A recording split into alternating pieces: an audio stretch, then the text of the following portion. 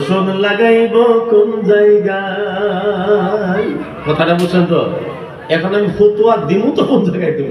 খারবুরি দিমু না মোয়ামারি দিমু, আরমারি দিমু না শামপুর দিমু, কোন জায়গায় দিমু? আখরি জামানা। তখন আমি তালাশ করলাম যে দেখি কোনো বড় গ্রন্থকারের রচনাকারের কোনো কিতাবের ভিতরে কোনো সুবিধা আছে নাকি জেবত খাবার। তখন দেখলাম ফতোয়া রেজুবিয়ার ভিতরে ইমামুল কালাম কালামুল ইমাম, ইমামের শরীয়ত তরিকত মারিফত ও হকিকত, হযরত ইমাম আহমদ রাজা খান বেরেলভী রাহমাতুল্লাহ লিখেছেন যে এটা হলো সন্দেহযুক্ত জামানা। কারো বাড়ির যদি তুমি দাওয়াত খাও, সারাটা দেখার দরকার নেই, কমসে কম এতটুকু দেখে নিও যে বেটা তো খালি হারামি কামাই করে না, কিছু হালালি আছে না নাই, এইটা দেখো। আর দেখার পরে দাওয়াতটা শুরু করো। আর প্রথম লুকমায় তুমি ভাববে নিও যে আমি তার মাড়ির দানের ভাত খাইতেছি, আর তার পুকুরির মাছ বেচার পয়সার তরকারি খাইতেছি। এটা ভাববে নিয়ে খাইয়া আখেরি মোনাজাতটা করে চলে আইও। আখেরি জামানা, ফিতনার জামানা। এখন যেটা কবা সেটা না হইতে পারে, কবুল নাও হইতে পারে। তো যেন আমি বেশি লম্বা আওয়াজ করবো না, বাধা করাই আছে আমার। পবিত্র আল কোরআন 30 পারা থেকে আমি একটি সূরা আপনাদের সম্মুখে তেলাওয়াত করেছি, সম্পূর্ণ সূরা, সূরাতুল আদিয়াত। আজকে আমি সূরাতুল আদিয়াতের তাফসীর করব। এরকম কোন লম্বা কিসসা কাহিনী ঘটনা আমি আজকের ওয়াজি করব না। এর দায়িত্ব সমূহ হযরতে মাওলানা রহমত আলী সাহেবকে দিলাম, হযরতে মাওলানা গোলাম নবী আজহার সাহেবকে দিলাম। একটু তাফসীর করার ইচ্ছা গেছে। তাফসীর বুঝেন তো? কোরআনের ব্যাখ্যা ব্যাকরণ। তবে ইনশাআল্লাহ যদি আপনারা সকলে আমার সাথে সাথ দেন, একবার সবাই চিল্লায় কোন মারহাবা।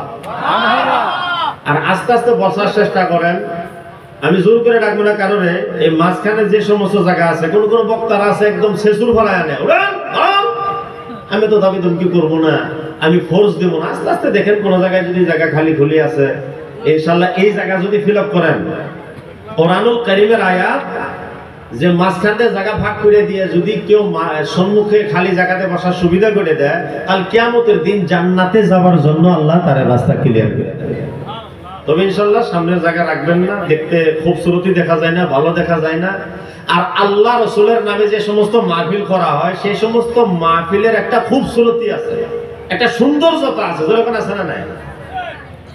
এই জন্য তো বলা হয় খুজু জিনাতাকুম ইনদা কুল্লি মসজিদ। তোমরা যখন নামাজ পড়তে যাও না, তখন খুব সুরত কাপড় কিনতে যাও। সুখেজের ভিতরে রাখা যেটা পাঞ্জাবি আছে না, তোমার ভালো সাদা লুঙ্গি আছে না, সেটা পরে তুমি যাইও। ওই ঘাম ঘুম লাগানি দুর্গন্ধ মার্কা পাঞ্জাবি লুঙ্গি কিনতে তুমি মসজিদে যাইও না। কারণ তুমি যাইতেছো কার দরবারে? যেরকম কার দরবারে? মহান রাব্বুল আলামিনের দরবারে। যেরকম মারহাবা। আমরা যদি মঙ্গলদৈ যাই, গুয়াহাটি যাই, যে কোনো বড় জায়গা যাই, ধরেন জামাই যেতেছে শ্বশুর বাড়ি, শ্বশুর যেতেছে জামাইয়ের বাড়ি, তাহলে একটু হইলেও চেঞ্জ হয় না নাই? হ্যাঁ, বেটি যাইতেছে বাপের বাড়ি, তোমার কি শাড়ি পরুন লাগে? নিজের বাপের বাড়ি যেতেছে, জামাইয়ের সাথে করে নিয়ে যেতেছে, তবু দেখবেন সুন্দর কাপড় পরিধান করিয়া, মুখের ভিতরে মেকআপ লাগাইয়া সৌন্দর্য হইয়া বাপের বাড়ি যেতেছে, অথচ দেখনেওয়ালা কেউ নাই। গাড়ি চড়বে, ডাইরেক্ট নামবে, ডাইরেক্ট যে বাপের বাড়ি ঢুকবে, তারপরে সৌন্দর্যতা অবলম্বন করে। যেরকম করে না নাই? আপনি যাবেন শ্বশুর বাড়ি, শ্বশুর তো আপনাকে চিনেই ভালো করিয়া, আপনাকে তো বিয়া দিয়ে সারছেই না। লুঙ্গি কিনতে গেলে বউরা কে দিবে রে বাবা? তারপরে দেখবেন সুন্দর কাপড় ধরে দিন দেয়, আতর গোলাপ ছিঁড়ে, হ্যাঁ, ভালো করে মেকআপিং হইয়া শ্বশুর বাড়ি যাওয়া যায়। যেরকম যাওয়া যায় না নাই? এই সমস্ত ঠিকই আছে, কিন্তু আল্লাহর দরবারে যাওয়ার সময় একটু অবহেলা, মসজিদে যাওয়ার সময় অবহেলা, জলসায় যাওয়ার সময় অবহেলা, টুপিটা বের করবার চায় না, পাঞ্জাবিটা বের করবার চায় না, তারপরে চাদরটা ভালো করে বার করবার চায় না। আমাদের আলেম ওলামার কিছু থাক না থাক পোশাকটা আছে, পোশাক দেখে আবার টাকা পয়সার আইডিয়া করবেন না। আমাদের যত আলেম ওলামা আছে না, দেখবেন প্রতিটি ড্রেস গুলা ভালো আছে, যেরকম আছে না নাই? এটা নবীর সুন্নত। আমার নবী ভালো পাইতো সৌন্দর্য কাপড় পরিধান করা। দয়া রাসূল সাল্লাল্লাহু আলাইহি সাল্লাম দুনিয়ার ভিতরে ফকির হয়ে আসছিলেন, যেরকম ঠিক না?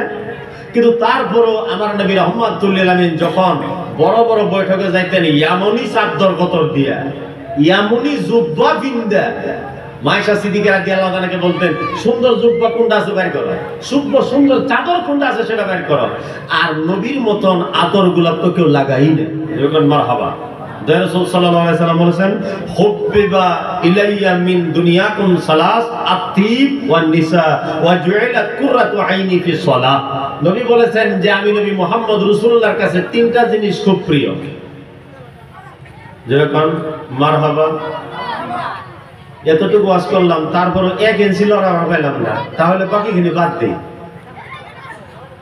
আচ্ছা তোরা যারা চ্যাংরা মানুষ আছো, যারা বয়সিষ্ঠ আছো না করে দরকার নাই, আমি এই 30-এর থেকে তোলে যারা আছো বা 35-এর থেকে তোলে জায়গার শরীরের ভিতরে রক্ত মানে হে রক্ত আর কি, যারা তোমরা বাঘ দৌড়াইছো এই বছর, তোমাকে আহ্বান করছি বাঘ দৌড়ানি পার্টি দেখো।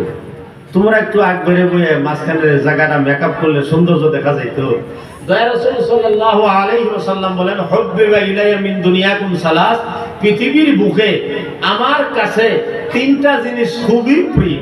যখন মারহাবা তারে এক নম্বর হইল গিয়া আত-তিব, সৌন্দর্য বস্তু, সুগন্ধি বস্তু আমি নবীর কাছে খুব ভালো লাগে। ওয়ান নিসা, বিবাহিতা মহিলা যারা বিবাহ করছো আজ থেকে বউ আদর করা স্টার্ট দাও। রাসূল সাল্লাল্লাহু আলাইহি ওয়াসাল্লামের সুন্নাত, কিন্তু আমাদের ভিতরে সেটা নাই। আমাদের ধারণা হলো বিয়া করছি সারা আদর বউয়ে করব, আমি 1% করবার পাবো না কারণ আমি স্বামী। কথা কিন্তু এরকম না। রাসূল সাল্লাল্লাহু আলাইহি ওয়াসাল্লাম বলেছেন যে আমার মতন আদর নিজের স্ত্রীরে কেউ করে নাই। গতিকে তোমরা নিজের বিবিকে আদর করো, তাদের জন্য ভালো পোশাক খরিদ করো, তাদের জন্য হাট বাজার থেকে কিছু মিষ্টান্ন কিনে আনো। আমি নবী মুহাম্মদ রাসূলুল্লাহ সাল্লাল্লাহু আলাইহি সাল্লাম নিজের বিবিকে খুবই ভালোবাসতাম, গতিকে আমরাও ভালোবাসবো। বিয়ার আগে না পড়ে, যখন বিয়ার আগে না পড়ে, এখন বর্তমানে জামানা পাল্টে দিছে। বিয়ার আগে প্রেম করা শেষ, বিয়ার পর আর আলাপ বাকি থাকে না, 1 মাস পরে থেকে কেঁচাকেচি শুরু। যেরকম ঠিক না? কারণ যেখানে আবেগ অনুভূতি আছে বিবাহের আগে ফোনের ভিতরে শেষ করে লেছে বেচারা। এখন বিবাহ করার পরে যে কিছু নতুন কথা খবর আছে নাই আর কি করবে। এই জন্য কিছুদিনের ভিতরে দেখবেন যারা প্রেম করে বিয়া করে তাদের পিতা বেশি হয়, আর যারা প্রেম করে বিয়া করে নাই নতুন করে একটা কন্যা বাড়ি টানছে, এর সাথে কথা স্টার্ট দিতেই 15 দিন জায়গা, খুললে কথা আনতে 6 মাস জায়গা। হাইরে মজা, যেরকম সুবহানাল্লাহ। কিন্তু যদি ফোনাফুনি করে বিবাহ আগে সারা শেষ করলেন, এখন বর্তমান জমজড়ি চলছে 2 কিসিমের, একটা হলো 18-19 আর একটা 3 বোনের মা। আমি মুক্তি ভালো করে জানি, বেশিরভাগ গন্ডগোলে 2টা নিয়ে চলতেছে। 18-19 বছরের মেয়ে ভাগ্যে যাওয়া 18-র আগে, কারণ মেয়ের জাত তো কেলা ভালো লাগবে না, কিছু টাকা পয়সা নষ্ট লাগবে না। এই যে আমাদের মেয়ে ছেলেগুলা 18-র আগে জঞ্জাল বাজায়া বাবা কামাই করে আনছে কর্ণাটক থেকে কেবল মাত্র 2.5 লাখ টাকা, তারে 1.5 লাখ টাকা জরিমানা দেওয়া লাগলো মাত্র একটা মাসের লেগে। বেড়া তুই যদি খালি আর একটা মাস ইন্তজার করতি তোর ভালো হইতো, আমার টাকাটা ঠিক থাকতো বা আমার অর্থ সম্পত্তিটাও ভালো থাকতো।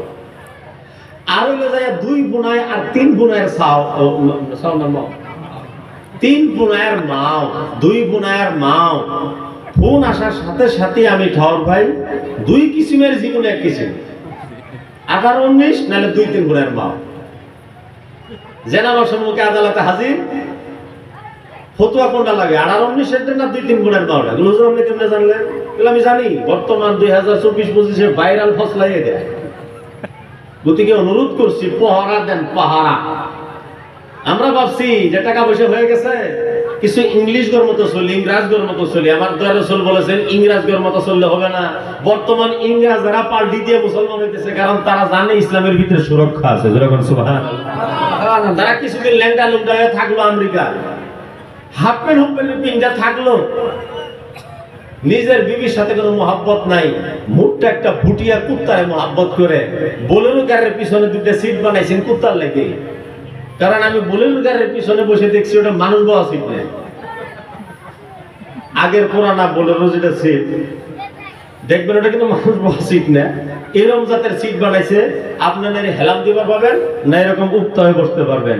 আসলে বড় লোকেরা বড় কোম্পানির এটা বানাইছেন কুত্তা নিয়ে ঘুরবার লেগে।